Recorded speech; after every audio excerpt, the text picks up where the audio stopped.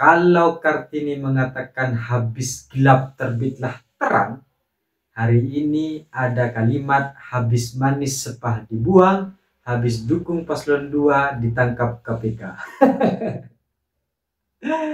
Hari ini sedang ramai perbincangan atau pemberitaan yang kemudian disampaikan kepada layak umum bahwa sekarang Hovifah akan ditetapkan sebagai tersangka.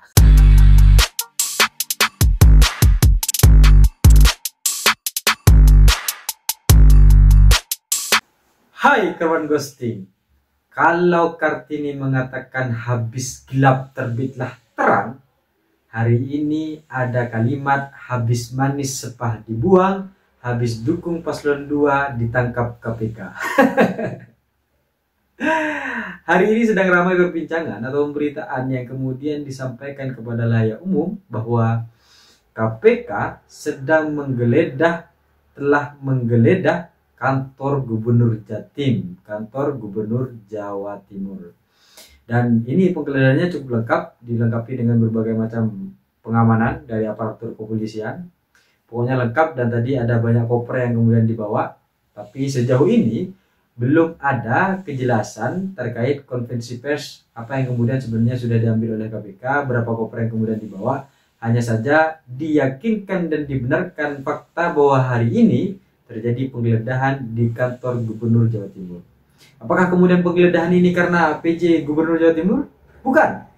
Penggeledahan ini yang dilakukan oleh KPK untuk mencari data lebih pasti, untuk mencari berbagai macam dokumen-dokumen yang valid sebagai pendukung kejelasan terkait dugaan kasus korupsi dana hibah anggaran pemerintah Provinsi Jawa Timur. Jadi ceritanya di masa pemerintahan Hovifah Indar Parawansa ini nih ada dana hibah. Memang kasus ini sudah cukup lama sebenarnya, sudah berjalan sekitar 2 tahunan gitu kan. Dan hari ini dipastikan kembali, dilihat lagi data-datanya, dikumpulkan lagi supaya valid, sehingga 21 nama nanti tidak melenceng dan benar-benar sesuai dengan data-data yang ditemukan oleh KPK. Sepertinya salah satu yang kemudian juga akan ditetapkan sebagai tersangka adalah Hovifah Indar Parawansa. Mungkin teman-teman masih mengingat bahwa pada masa-masa Pilpres ada berbagai macam gejolak dukungan yang kemudian langsung berubah dari sikap sosok Hovifah Indar Parawansa.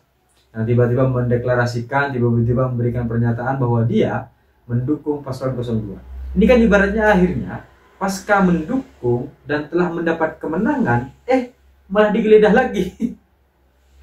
Mungkin dikiranya pasca pernyataan dukungan itu, ini kasus ini bakal aman gitu. Oke lah, aman gitu. Ternyata enggak.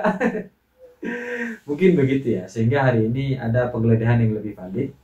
Dan sebenarnya ini telah memang lama saya bicarakan 2 minggu yang lalu, awal-awal Agustus, bahwa ternyata Agustus itu bukan hanya tentang perayaan 17 Agustus, tapi juga perayaan bagi Hovifah yang akhirnya gak bisa batal nyalon karena tersangka kasus korupsi. Hanya saja sejauh ini hanya masih kemungkinan saja, belum pasti. Pastinya nanti diumumkan sama KPK sebelum pendaftaran calon. Jadi setelah Airlangga tertembak dan tertodong, akhirnya sekarang Hovifah yang kemudian waktunya gilirannya Hovifah gitu kan. Jadi Airlangga sudah selesai, Anies juga bakal gak dapat rekom kan, karena Nasdem juga sudah mengatakan bahwa sulit kayaknya rekom Anies. Sekarang Hovifah akan ditetapkan sebagai tersangka.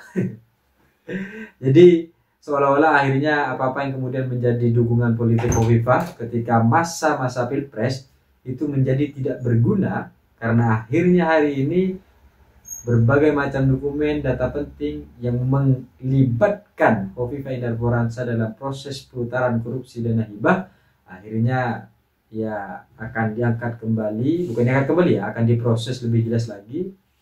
Maka Hovifah bisa jadi tidak akan mencalonkan diri karena tertangkap sebagai tersangka oleh KPK akibat dugaan kasus korupsi dana hibah.